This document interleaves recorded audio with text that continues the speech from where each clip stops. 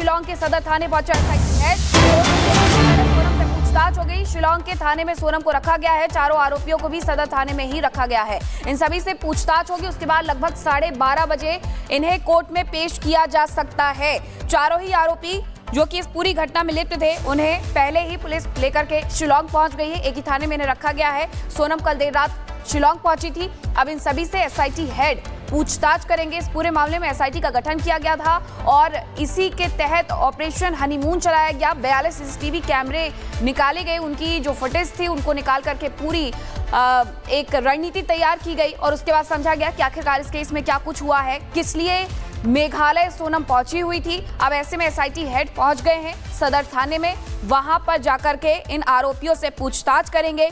शिलांग के थाने में सोनम को रखा गया है और चारों जो आरोपी इंदौर से ले जाए गए थे, उन्हें भी इसी थाने में रखा गया है, जहां पर एसआईटी हेड पहुंचे हैं और उनसे पूछताछ होगी। हालांकि इस पूरे मामले में अब नए और बड़े बड़े खुलासे हो रहे हैं।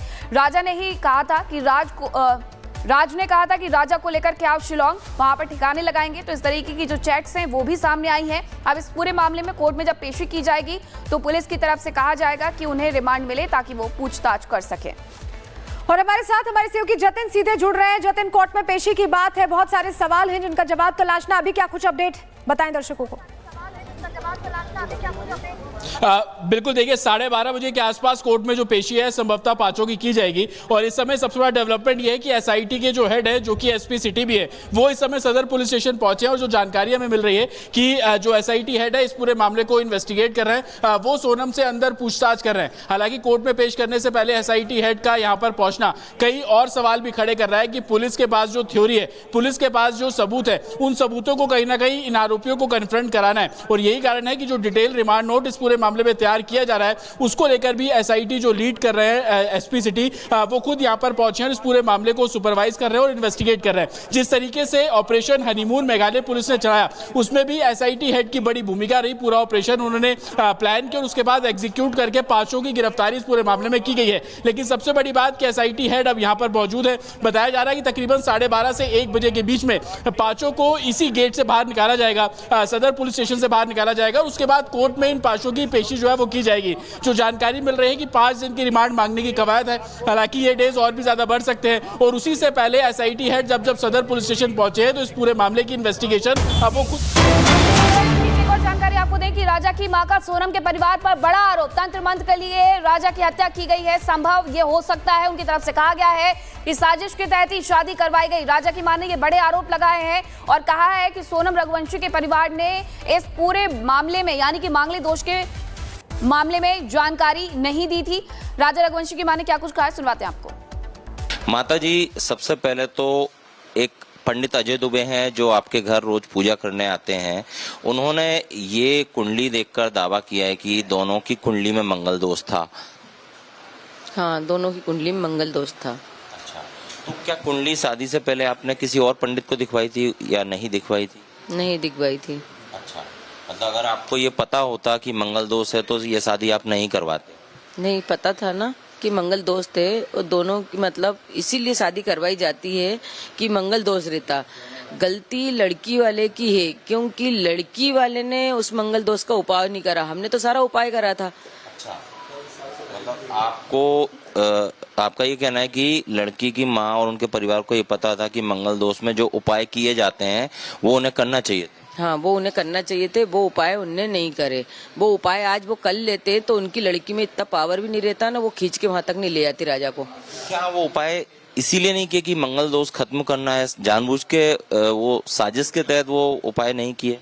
अब ये नहीं पता मेरे को किस उससे नहीं करे उनने उपाय, मतलब क्योंकि मंगल दोष का उपाय ऐसा होता है, जैसे लड़की को मंगल दोष रहता है ज्यादा पावर वाला, लड़के को कम था, तो ये उनको उनके पंडित से पूछा था तो उनको बता देना था कि नहीं इनकी जोड़ी नहीं जम रही, तो ये धोखा हमको उन्होंने दिया।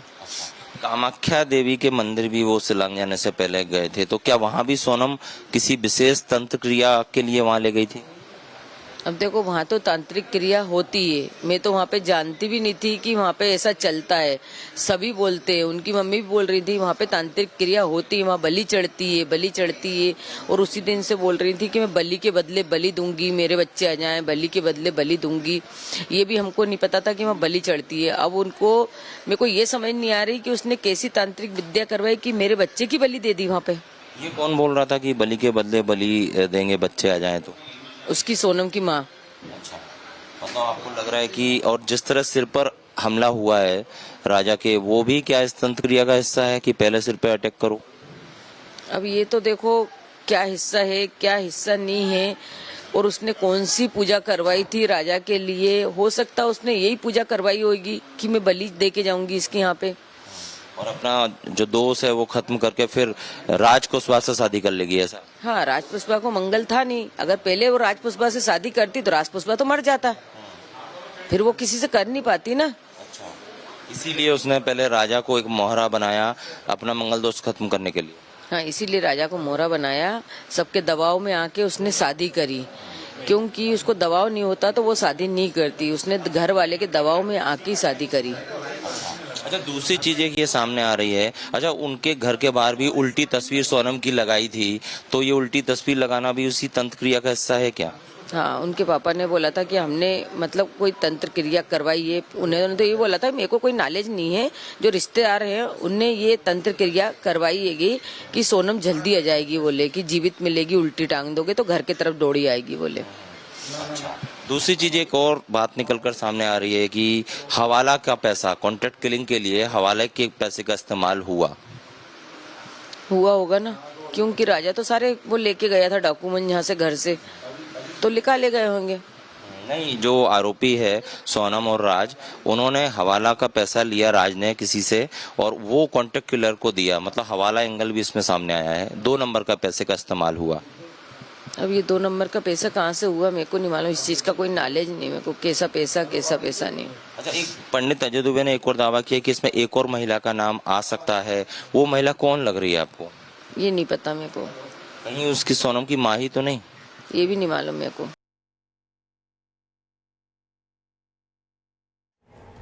तो आपने सुना कि क्या कुछ कहा गया राजा रघुवंशी की मां की तरफ से। अब आपको बताते हैं कि 23 मई के दिन आखिरकार क्या कुछ हुआ था। सबसे पहले सुबह 5:30 बजे के जो सीसीटीवी सामने आया उसमें पता चलता है कि होटल से राजा और सोनम ने चेकआउट किया। सुपारी किलर्स भी होटल से निकले, जो 1 किलोमीटर दूर ही रुके हुए थे, पड़ोस के होटल में रुके हुए थे। उसके बाद 1 घंटा बीत जाता है। सुबह 6:30 बजे नौगरियाट से ऊपर आने के लिए चढ़ाई शुरू की जाती है। सोनम ने रुक करके किलर्स का इंतजार किया। रास्ते में ही सुपारी किलर्स की राजा से दोस्ती हो गई, घुल मिल करके रहने की जो है कोशिश की गई ताकि ये लगे कि वो उसके साथ हैं। सुबह 7 बजे की अगर मैं बात करूं तो राजा सोनम कॉफी के लिए रुके थे, इसका जिक्र भी उनके द्वारा फोन कॉल पर किया गया था। तीनों सुपारी किलर्स भी आसपास ही रुके हुए थे। कॉफी पीने के बाद दोबारा चढ़ाई शुरू कर दी जाती है। सुबह 10 बजे का वक्त होता है। राजा सोनम ने करीब 2000 सीढ़ियां चढ़ी। तीनों किलर्स के साथ आगे आगे राजा चल रहा था। राजा और सुपारी किलर्स के पीछे सोनम चल रही थी। इसके बारे में बयान भी सामने आया था टूरिस्ट गाइड का। दोपहर 1:30 बजे होते हैं और उस वक्त राजा को मारने के प्लान को एक्टिव किया जाता है। सोनम ने अपनी सास को फोन किया सबसे पहले ताकि किसी को कोई शक ना हो। अपनी सास को थकने का बहाना उसकी तरफ से बताया जाता है और दोपहर 2 बजे सोनम ने विशाल को हमले का इशारा कर दिया। राजा के सिर पर ताबड़तोड़ वार किए, ये उसने खुद स्वीकार भी किया है, यानी विशाल ने, विक्की ठाकुर ने। हमले की वजह से राजा जमीन पर गिर गया। दोपहर 2:30 बजे तीनों ने राजा के शव को खाई में फेंक दिया और घटना को अंजाम देकर के आरोपी वहां से फरार हो जाते हैं। सोनम ने घटना की जानकारी राज को यहां से दे दी थी और इस तरीके से इस पूरे प्लान को एक्टिव किया गया। तो सोनम और राज ने मिलकर यह भी तय कर रखा था कि राजा रघुवंशी का मर्डर करने के बाद दोनों को भागना कहां था। दोनों ने देश छोड़ने का, नेपाल भागने का प्लान बना लिया था। सोनम और राज अगर पुलिस की गिरफ्त से बच जाते तो इस प्लान को दोनों अंजाम कैसे देते, इस रिपोर्ट में देखिए।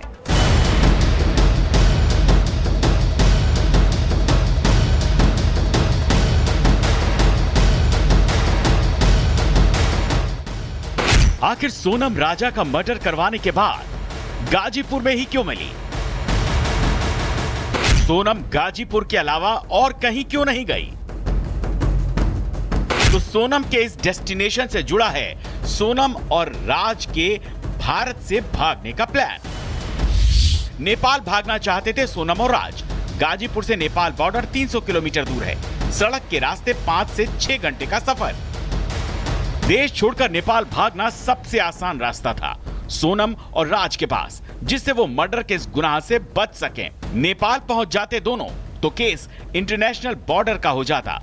दोनों की ट्रैकिंग और ट्रेसिंग काफी मुश्किल हो जाती, क्योंकि दोनों नेपाली कम्युनिकेशन का इस्तेमाल करते और दबाव बढ़ता तो दोनों नेपाल से भी दूसरे देश जा सकते थे। नेपाल हिंदू आबादी वाला बहुसंख्यक देश है, इसीलिए इसकी मुख्य धारा में शामिल होना काफी आसान था।